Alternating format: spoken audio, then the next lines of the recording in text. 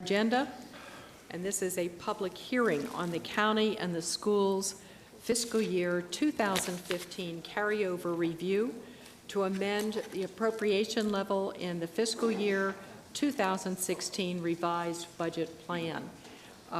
This was advertised in July at our meeting of July the 28th, and since then we've had the opportunity to hear from the community.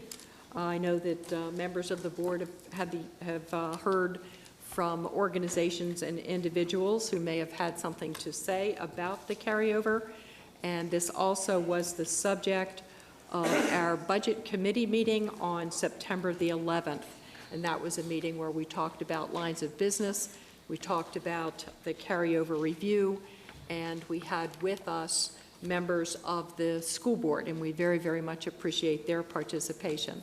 Our first speaker is Sandy Evans, and Sandy Evans is representing the school board.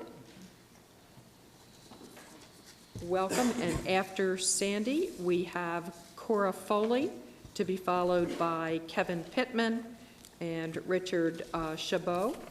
And let's see, we have 8 speakers this morning, and welcome to Sandy Evans. Appreciate your being. Cora Foley is our next speaker, and she is the founding chairman of the Burke West Springfield Senior Center Without Walls. Welcome, Cora. Thank you. I gave you a full statement, but I'll just present the shorter version. Good morning. My name is Cora Sandoval Foley. I am the founding chairman of the Burke West Springfield Senior Center Without Walls, a public-private partnership to provide health programs for seniors, particularly in my Springfield district that does not have a permanent senior center, the only one. First, a disclosure. I am an independent candidate for Springfield supervisor, running with no fundraising and paying $1,000 of my own money for the campaign in order to get vigorous voter support to redress the unfairness towards Springfield District senior taxpayers and families.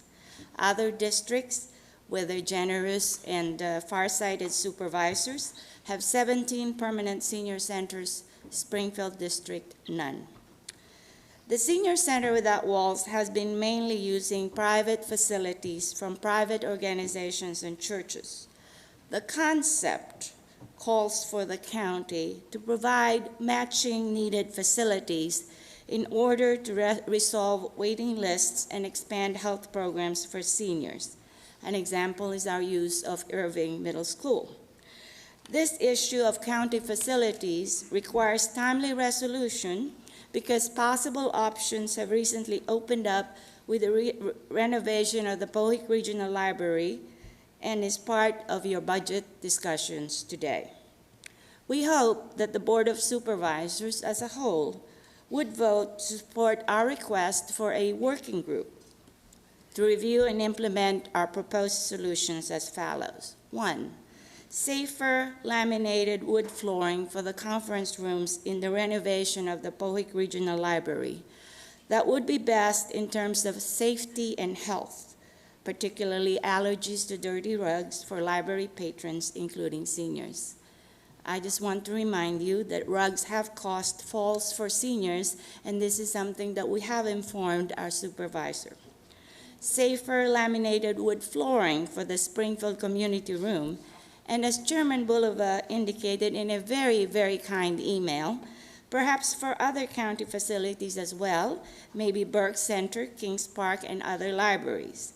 We look forward to working with the new library director on our proposed solutions in 2016 with the support of the full Board of Supervisors. Since you are talking about infrastructure repairs, we'd like to ask also that we improve part of the field house of South Run Park with safer laminated wood flooring, heating, air conditioning to meet the Fairfax County goal to, quote, maximize use of existing facilities, including public schools, for community recreation. Fourth, and perhaps the most important, review the possibility of an annex to the renovation of Pohic Library for use by library patrons for multi-purpose goals, multi-generational goals, I must admit, I must stress, including health programs for seniors. I have attached in the testimony a photograph of a Maryland project that shows library renovation could include expanded senior center facilities. I also believe that the Board of Supervisors should review the $5 million budget for the renovation of Pohic Regional Library.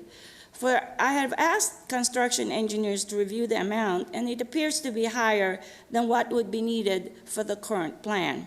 If our calculations are correct, then there would be money within the appropriated $5 million budget to pay for an annex that could support senior health programs and other multi-generational programs for the community, particularly for the youth, including my grandchildren.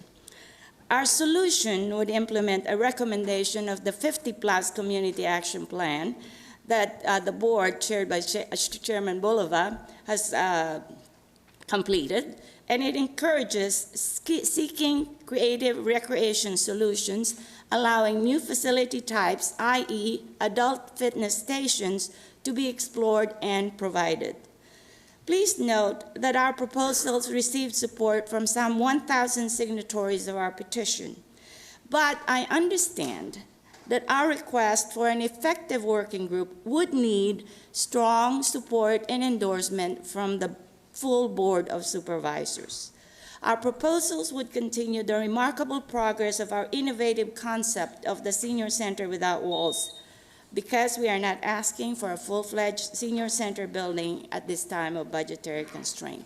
Let me just remind you, the longer a senior remains functional and healthy, the less the burden on the children, the grandchildren, and the community, in this case, Springfield District. Thank you. Thank you so much.